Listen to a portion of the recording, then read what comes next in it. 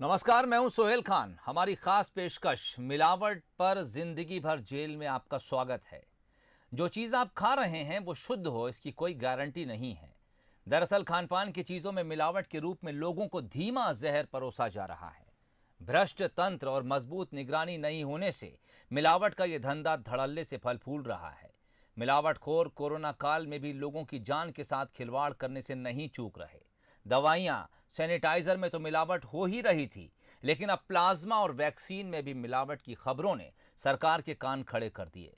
मिलावटखोरों के खिलाफ सरकार ने कड़ा रुख अख्तियार कर लिया है। सरकार ने फैसला किया है कि अब मिलावट करने पर उम्र कैद होगी। लेकिन सवाल यही है, क्या सिर्फ सजा कड़ी कर देने से मिलावटखोरों पर लगाम लगाई जा सकती है? अगले आधे घंटे में इसी सवाल का जवाब तलाशने की कोशिश करेंगे।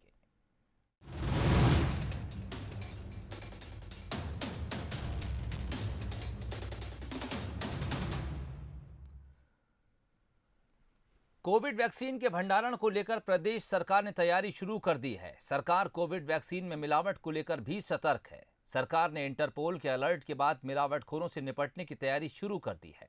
अब प्रदेश में मिलावटखोरों के खिलाफ कठोर कार्रवाई की जाएगी। इसको लेकर सरकार ने कड़ा फैसला किया है। मिलावटखोरों पर सरकार सख्त। कानून विभाग के प्रस्ताव को मंजूरी। मिलावट की तो होगी उम्र कैद। मिलावटखोरों को लेकर प्रदेश सरकार ने एक बड़ा फैसला लिया है। शिवराज कैबिनेट ने कानून विभाग के उस प्रस्ताव को मंजूरी दे दी है जिसमें अब मिलावट करने पर उम्र कैद की सजा होगी। पहले मिलावट करने पर 3 साल की सजा होती थी।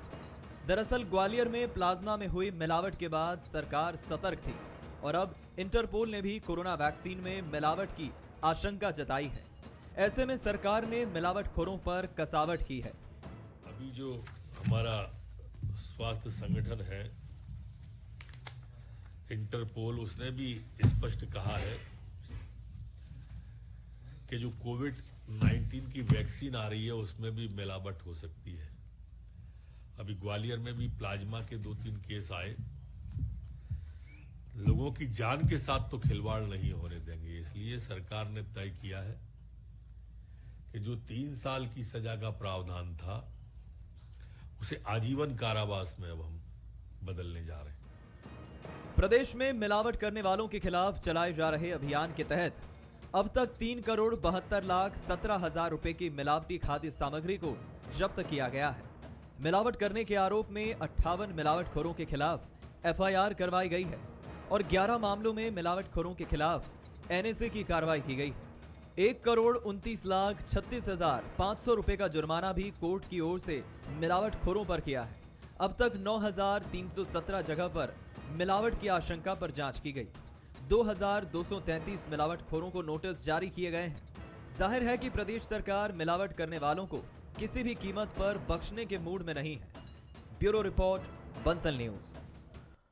तो सरकार इस बार सख्त नजर आ रही है। कानून में अब बदलाव की जरूरत महसूस की गई और सरकार कानून में बदलाव करने जा रही है। इस वक्त चर्चा के लिए हमारे साथ स्टूडियो में दुर्गेश केसवानी साहब मौजूद हैं, बीजेपी प्रवक्ता हैं। दुर्गेश साहब स्वागत है। जितेंद्र मिश्रा जी भी मौजूद हैं, कांग्रेस प्रवक्ता हैं। जितेंद्र साहब स्वागत है। इसके अलावा मनीष शर्मा साहब हमारे साथ जुड़े हुए हैं, नागरिक उपभोक्ता मार्गदर्शक मंच से हैं, जबलपुर से हमारे साथ जुड़े।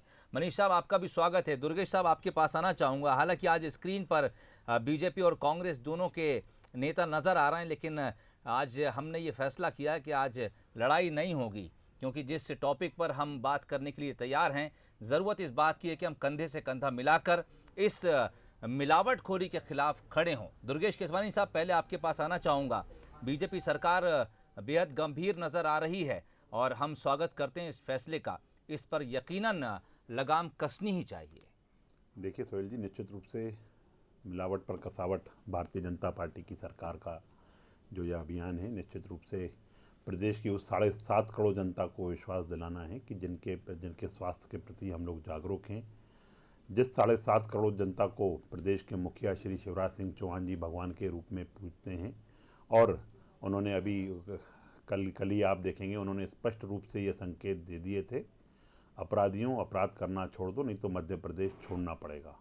तो यह चेतावनी उन अपराधियों के लिए है, उन माफियाओं के लिए है, उन मिलावटखोरों के लिए है जिनको उन्होंने स्पष्ट रूप से हिदायत दी है कि मध्य प्रदेश में 0% टॉलरेंस पे हम लोग काम करेंगे। और मिलावटखोर खास करके जो आप देखेंगे आपके ही चैनलों के माध्यम से सोहेल जी, कई बार हम देखते हैं कि दूध में कुछ वाइटनर मिला के उस चीज़ को वाइट करके दूध उसको परोसा जाता है, नौनिहालों की ज़िंदगी के साथ खेला जाता है। कई बार देखेंगे मावे में, कई बार घी में, कई बार अनेकों पदार्थों में जब मिलावट आती है तो निश्चित रूप से सरकार सचेत है।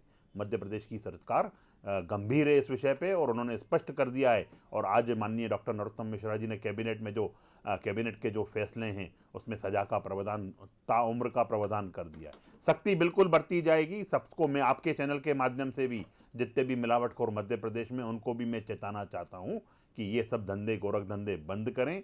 जनता के स्वास्थ्य से खिलवाड़ नहीं होनी चाहिए। और जनता को एक जो आप अभी अपनी जो अभी अब हम लोग अपन बात कर रहे थे और जो आपने जो वो चलाई ही उसमें बाइट में भी, तो उसमें भी ये दिखाया कि निश्चित रूप से खिलवाड़ बिल्कुल बर्दाश्त नहीं करेंगे। बिल्कुल, और स्वागत योग्य है वो फैसला आपका कि जिसमें उन्होंने कहा गया कि अब उम्र कैद जैसी सज़ा होगी। जितेंद्र मिश्रा साहब हमारे साथ मौजूद हैं, कांग्रेस प्रवक्ता हैं। जितेंद्र साहब, उस वक्त की कमलनाथ सरकार मुझे याद आ रही है जब आप लोगों ने शुद्ध के लिए युद्ध चलाया था, उस वक्त भी आपकी सरकार तारीफ के काबिल थी। दरअसल ये एक ऐसा मसला है जिससे हमें बीजेपी और कांग्रेस से ऊपर उठकर देखना चाहिए। मिलावटखोरी ऐसा धीमा जहर है जिसको हम लोगों की या समाज की नसों में डाल रहे हैं और उससे हम ऐसी मौत की तरफ ले जा रहे हैं जिसका अंदाज भी किसी को नहीं हो पाता। निश्चित तौर पर सोहेल जी, मध्य प्रदेश सरकार द्वारा जो कदम उठाया गया है हम तो इसकी तारीफ करेंगे, लेकिन इसको परिणाम तक पहुंचाने की जिम्मेदारी भी सरकार को लेना पड़ेगा। बिल्कुल बिल्कुल। जिस तरह की घोषणाएं होती हैं, नीचे देखो आपने अपराध पर नियंत्रण की बात की जाती है, नीचे अपराध पनपता रहता है। आज एक सवाल और उठता है सरकार के ऊपर, 15 सालों से अगर इस तरह की कार्रवाई सोहेल जी की जाती तो आज मध्य प्रदेश में इस तरह की बातें नहीं आती। आप ये देखिए FSSAI की रिपोर्ट क्या कह रही है। ठीक है, मिलावटखोरों के खिलाफ आप कार्रवाई कर रहे हैं। आज मध्य प्रदेश में 25% सब्जियां जहरीली बेची जा रही, उन पर क्या कार्रवाई हुई? निश्चित तौर पर सरकार ने कदम उठाया लेकिन थोड़ा लेट उठाया है।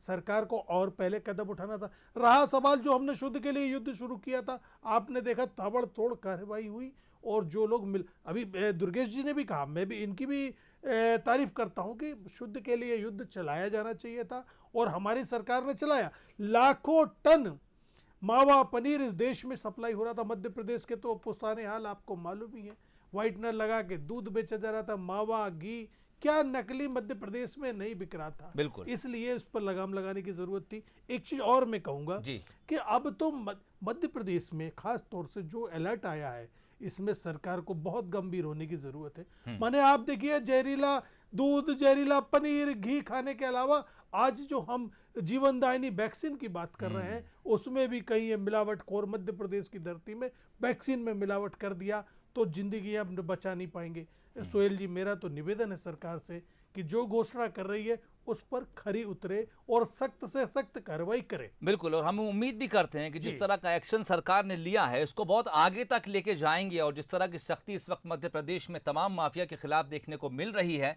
उससे एक उम्मीद भी जगी है। जो काम उस वक्त कमलनाथ सरकार कर रही थी उसे और बेहतर तरीके से शिवराज सरकार कर रही है। बिल्कुल बिल्कुल, और हमें उम्मीद, दरअसल हम आप लोगों को वोट देते भी इसलिए हैं कि कम से कम जो सुधार वाली चीजें हैं उनको बहुत प्रायोरिटी के साथ होना चाहिए। मनीष शर्मा साहब हमारे साथ जुड़े हैं, नागरिक उपभोक्ता, मैं आ रहा हूं साहब, आपके पास आ रहा हूं। मनीष साहब जुड़े हैं, एक बात उनसे भी कर ली जाए। मनीष साहब, आपको लगता है वाकई कि कानून में इतनी सख्ती जरूरी थी जो अब उम्र कैद की बात कही जा रही है?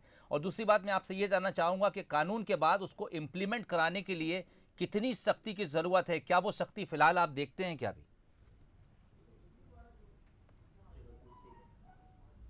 देखिए, स्वागत योग्य है आजीवन कारावास की सजा देना जी, लेकिन हमने जो मांग की है लगातार वो फांसी की सजा तक की मांग की है कि इसमें फांसी की सजा भी जोड़ी जानी चाहिए, क्योंकि ये जीवन के साथ खिलवाड़ है। सीधा व्यक्तियों की मृत्यु तक हो जाती, साफ कहा गया है मिलावट के कारण। WHO की रिपोर्ट भी कहती है कहीं ना कहीं ये मृत्यु होती है इससे लोगों की। तो ये कहना चाहिए कि एक हत्या है एक तरह की मिलावटखोरी, इस पर फांसी की सजा होनी चाहिए जी। और दूसरी बात मैं आपको दो बातें बताना चाहूँगा। 2006 से हमने एक जनहित याचिका दायर कर रखी है कि दूध की मिलावट को रोकने के लिए इसको अति आवश्यक वस्तु अधिनियम में शामिल किया जाए। आप सोच लीजिए 2006 से लेकर आज 14 साल हो गए, अभी तक निर्णय नहीं ले पाई सरकार। तो कहीं ना कहीं जो ठोस कदम उठाना चाहिए उस पर कहीं पीछे है। ये निर्णय लेना चाहिए कि अति आवश्यक वस्तु अधिनियम के अंतर लाना चाहिए और इसको फांसी की सजा भी जोड़नी चाहिए। और हाँ, 2017 तक ये स्थिति थी कि हमको 2018 में एक याचिका दायर करनी पड़ी कि पूरे प्रदेश में मात्र 5% मामलों को ही न्यायालय तक पहुंचाया गया था। तब कहीं जाकर सरकार थोड़ी जाके और उन्होंने मामलों को न्यायालय में पहुंचाना चालू किया। अब मैं एक बात कहना चाहूंगा कि प्रशासन का काम होता है छापेमारी मारी, इसका सैंपल कलेक्ट किया और भेज देना।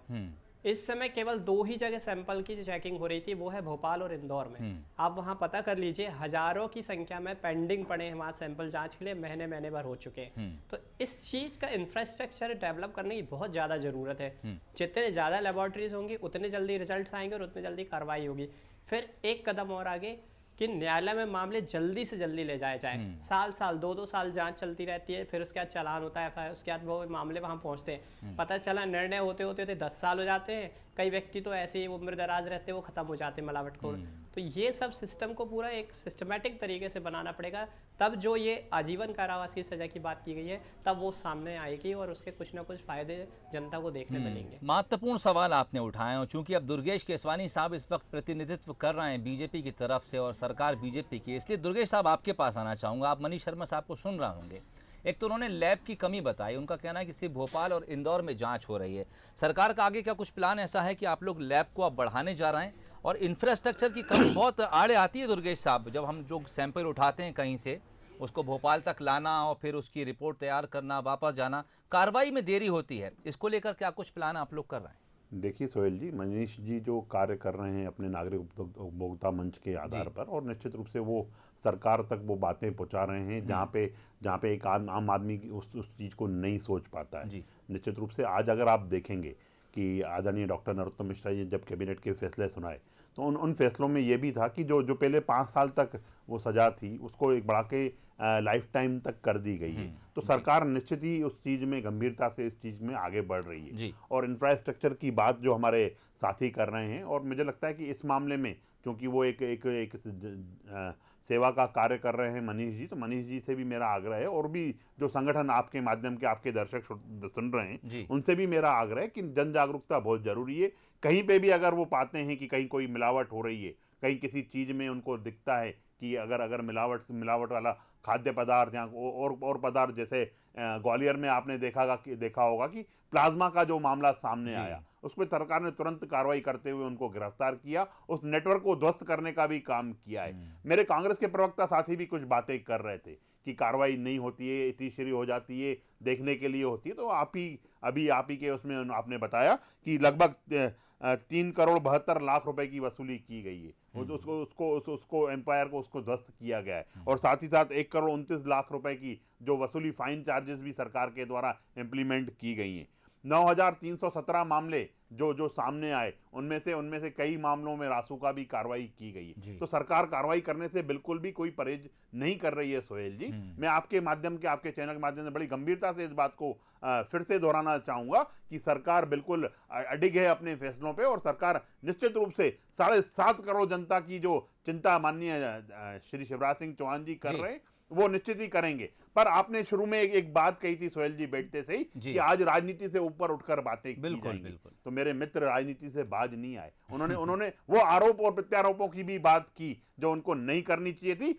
जब इनके समय पे जब शुद्ध के प्रति युद्ध की जब बात की गई थी तो हमने उसको सहर्ष स्वीकार करते हमने सरकार के फैसलों का स्वागत किया था। हमने कहा कि ये रस्म अदायगी मत करिएगा आप, पर इनके तीसरी रस्म अदायगी करके इनके ही मंत्री, इनके ही नेता, इनके ही लोग आरोप लगाने लगे कि मिलावट हमारे सरकार का एक अंग बन चुका है। इन्हीं के जो तत्कालीन मंत्री थे वो बताते थे कि हम हमारे यहाँ रिश्वत की बातें की जाती हैं, एक टीआई को 50 लाख तक रुपए दिए जाते हैं। भ्रष्टाचार में लिप्त होने की बातें इन्हीं के मंत्री ने सभी मीडिया के समक्ष लगाई थी। मैं उन बातों पे भी नहीं जाना चाहता था आज के दिन सिर्फ मैं ये चाहता था कि ये आपने आज डिबेट किए, उस डिबेट को नीचे तक उतार के और क्या अच्छा हम प्रदेश की जनता के लिए क्या कर सकते हैं, और हम अच्छा उसके और एक कदम आगे बढ़कर विपक्ष के साथी बिल्कुल निश्चित रूप से विपक्ष को भी सम्मान करते हैं। विपक्ष अगर कोई अपने सुझाव देती, आज अगर इनको ये बात करनी थी कि जनता के हित में हम और क्या करेंगे, पर मेरे मित्र आरोप और प्रत्यारोपों तक ही होके रह गए। मंच खुला है, आज मंच खुला है। जितेंद्र साहब हमारे साथ मौजूद हैं। जितेंद्र साहब बताइए, क्या कुछ मशवरा हो सकता है सरकार के लिए?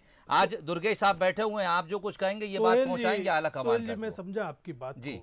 हम तो लगातार मशवरा देते रहते हैं, लगातार सलाह देते रहते हैं, और सबसे बड़ा उदाहरण ये है कि आज जो आप कार्रवाई कर रहे हो जी, ये उसी रोड मैप पे कर रहे हो जो कि हमारी सरकार ने तय किया था। चलिए मान हम लिया, बिल्कुल श्रेय नहीं लेना चाहते। ठीक है। हम ये बताना चाहते हैं कि मिलावटियों के खिलाफ जो कमलनाथ सरकार ने काम किया था उसी को अगर आप आगे बढ़ाते रहेंगे तो कहीं भी मध्य प्रदेश में मिलावटखोरी पकड़ में नहीं आएगी। अब एक सवाल सोहेल जी ये उठता है कि मध्य प्रदेश में इन माफियाओं के, चाहे ड्रग माफिया हो चाहे भूमाफिया हो, कार्रवाई आप कर रहे हो, बधाई के पात्र हो, हमें उससे दिक्कत नहीं है जी। लेकिन क्यों इनकी इतनी हिम्मत पड़ती है कि मध्य प्रदेश की धरती पे आप ये देखिए कि सारी जगह मिलावट छोड़ दीजिए, प्लाज्मा में मिलावट कर दी गई, कितना बड़ा रिस्क लिया गया मध्य प्रदेश की सरकार। मैं अपने मित्र जो अभी देखिए, अभी मैं बात अभी नहीं दुर्गेश साहब, राजनीतिक मैं आता हूं दुर्गेश साहब, बात मैं करूंगा ही आता हूं। मैं सिर्फ आपको सलाह दे रहा हूं। बिल्कुल बिल्कुल, कि बोलिए आप। सरकार ने जो निर्णय लिया, नरोत्तम जी ने लिया, बहुत बढ़िया निर्णय जी। लेकिन उस पर कार्यवाही के लिए आपको इच्छा शक्ति की जरूरत पड़ेगी। अब आप ये कहोगे कि मैं आरोप लगा रहा हूं, बिल्कुल आरोप नहीं लगा रहा हूं। हमारा ये कहना है कि आपने लाडली लक्ष्मी की बात की थी, हमने आपका स्वागत किया था, लेकिन मध्य प्रदेश में क्यों सबसे ज्यादा महिलाओं पर होने वाले अत्याचार के आंकड़े आपकी रिपोर्ट में आए? मेरा मतलब कहने का, देखिए सोहेल जी, मैं बिल्कुल कोई राजनीतिक बात नहीं करूंगा। नहीं, आप मिसाल देते देते दूसरी योजनाओं पे चले जाएंगे, फिर लड़ाई थोड़ी लंबी हो जाती है। आज कहीं इसका हश्र भी वही ना हो जाए, ये मेरी चिंता का विषय है। नहीं, दुर्गेश साहब बैठे हैं, आज हम भटकने नहीं देंगे। मैं इनसे आश्वासन लूंगा कि कहीं कोई कोरी घोषणा बन के न रह जाए। कुपोषण में क्या हुआ था, हमको बहुत अच्छी नहीं, ये अभी जिस हम जिस टॉपिक पे बात कर रहे हैं, दुर्गेश केसवानी साहब यहाँ पर आश्वासन देके जाएंगे और वो आला कमान तक बात पहुंचाएंगे। सोहेल जी, दुर्गेश जी, दो ये मेरे मित्र ने एक क्वेश्चन आपका आ गया, मैं खत्म कर रहा हूँ। मेरा सिर्फ इतना कहना है कि आज दो जगह, भोपाल और इंदौर के भरोसे समूचे मध्य प्रदेश में आप मिलावटियों पे कार्रवाई करेंगे, सैंपल कितने महीने में जांच आएगी, तो कम से कम इंफ्रास्ट्रक्चर तो सुधार लीजिए, इसके बाद आप कार्रवाई की बात कीजिए। सिर्फ मेरा ये है कि कई जगह 10, 20, 50 जगह लैब हो ताकि परिणाम तुरंत सामने आए। ये हम उनसे पहले पूछ चुके हैं। मनीष जी की चिंता भी स्वाभाविक है, इतने दिनों में फैसले आते हैं, कार्रवाई नहीं होती। फास्ट ट्रैक कोर्ट का निर्माण करके इन फैसलों, इन मामलों को उसमें चलाया जाए। ठीक। देखिए सोहेल जी बोलिए। जो हमारे मित्र बोल रहे हैं कि प्रयोगशालाओं को बढ़ाना चाहिए, सरकार ने प्रयोगशाला बढ़ाएंगे। सरकार ने एक कदम आगे बढ़ाते हुए चलित मध्य प्रदेश में 9 चलित खाद्य प्रयोगशालाएं संचालित की जा रही हैं, जो 10 रुपए में तुरंत जांच करती हैं और उसको उनको सैंपलों को उस आधार पे जांच किए जाते हैं, फिर बाद में उसको लेबोरेटरीज में भेजकर और जो सूक्ष्म जांच होती है वो कराई जाती है। पर मेरे कांग्रेस के मित्र अगर बोल रहे हैं कि अपराधी पनपे कैसे, तो मैं निश्चित रूप से इनके 15 महीने का कार्यकाल इनको याद दिलाना चाहूंगा। आज आप सिर्फ आरोप लगा भर देने से इतिश्री नहीं हो जाती है। दुर्गेश साहब, उन्होंने आरोप लगा दिया, अब आप आरोप नहीं लगाइए। इतिश्री मैं वही बोल रहा हूँ। आज आप सरकार में बैठे हैं, मैं बिल्कुल, पर आप जनता के सामने जो गलत चीजें लेके आएंगे, मेरा दायित्व है मैं उन चीजों को बातें रखूं। देखिए, हम तो ये मानते हैं कि ना वो माफिया 15 महीने में पनपा है और ना 15 साल शिवराज सरकार के दौरान पनपा है। हम ये मानते हैं कि ये माफिया बरसों से, दशकों से पनपता चला आ रहा है, तभी इसकी जड़ें इतनी गहरी हो गई हैं। लेकिन सरकार चाहे 15 महीने कमलनाथ की रही हो, चाहे अब शिवराज सरकार की हो, शिवराज सिंह की हो, दरअसल अब हमें कुल्हाड़ी उनकी जड़ों पर चलाना ही होगी। इसलिए और जो प्रयास इस वक्त सरकार कर रही है, हमें खुले दिल से उसका स्वागत करना चाहिए। ये नहीं देखना चाहिए कि कांग्रेस की सरकार है या बीजेपी की सरकार है। तो दिया जाना चाहिए। नहीं, आप निश्चित ही सुझाव दीजिए। आपके सुझाव केसवानी साहब ने शुरू में कह दिया, आप जो सुझाव देंगे स्वागत है। मनीष शर्मा साहब को एक बार जरूर मैं जी मनीष साहब।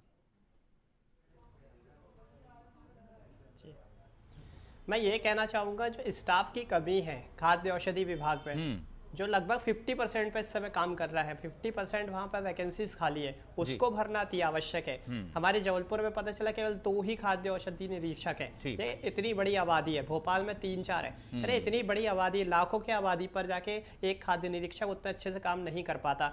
मैं दूसरी बात बताना चाहूंगा कि मैंने RTI से जानकारी मांगी थी, क्योंकि जो मोबाइल वैन था, प्रयोगशाला की बात करें, हमने सबसे पहले 2014 में उसकी मांग की थी।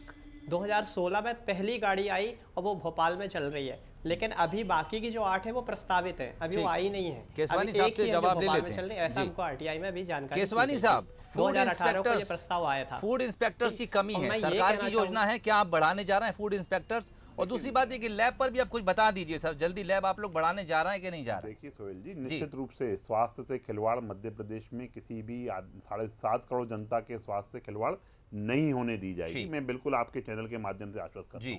जैसा मनीष जी ने बताया कि वैकेंसीज के बारे में, निश्चित ही हमारे माननीय मुख्यमंत्री संवेदनशील मुख्यमंत्री हैं, उनकी सब नॉलेज में हैं। बहुत जल्दी हम इस प्रक्रिया में भी आगे बढ़ने वाले हैं, और आने वाले समय पे जब हम आपके चैनल पे बैठ के बात करेंगे तो हम बहुत सारे कदम आगे चल चुके होंगे। और साथ ही साथ मैं इनको ये भी आश्वस्त करना चाहता हूँ, जो इन्होंने प्रस्तावित वैनों की बात की है, भोपाल में चल रही है और अनेकों जगह भी चल रही है, और भी कहीं अगर वो है तो उसको सही से संचालित कर और जन जागरूकता अभियान के माध्यम से भी हम इसको जनता के बीच में लेके आएंगे कि उन तक ये बात पहुंचे कि जो भी कोई मिलावट कर रहा है, खाद्य सामग्री हो और अन्य कोई सामग्रियां हो जिसमें भी कोई मिलावटखोर हो, चाहे वो खनन का अवैध खनन हो, चाहे अपराधी हो, चाहे नक्सलाइट हो, चाहे जो भी इन अवैध धंधों में लिप्त हैं, उनके लिए मध्य प्रदेश में अब कोई स्थान नहीं। बिल्कुल, यही पॉजिटिव अप्रोच चाहिए। सरकारें चाहे कोई हो, लेकिन इच्छा शक्ति उनमें बेहद मजबूत होना चाहिए, जिसकी वजह से हम तमाम उस अपराध को, केवल मिलावट ही नहीं, तमाम अपराधों को खत्म कर सकें, एक आदमी को सुकून और चैन के साथ जीने का अधिकार दे सकें। स्वस्थ जीवन उसका अधिकार है, वो उसको मिलना चाहिए। आप तमाम मेहमान मेरे साथ जुड़े, इस कार्यक्रम में चर्चा की, आप सभी का बहुत बहुत शुक्रिया। सरकार की तरफ से बात रखने के लिए दुर्गेश केसवानी साहब थे। तो जितेंद्र साहब हालांकि आरोप लगा रहे थे, लेकिन कुछ मशवरे भी दिए, और दुर्गेश साहब ने कहा कि आपके तमाम मशवरे हमें स्वीकार हैं। आज की इस चर्चा में फिलहाल इतना ही, इजाजत दीजिए, नमस्कार।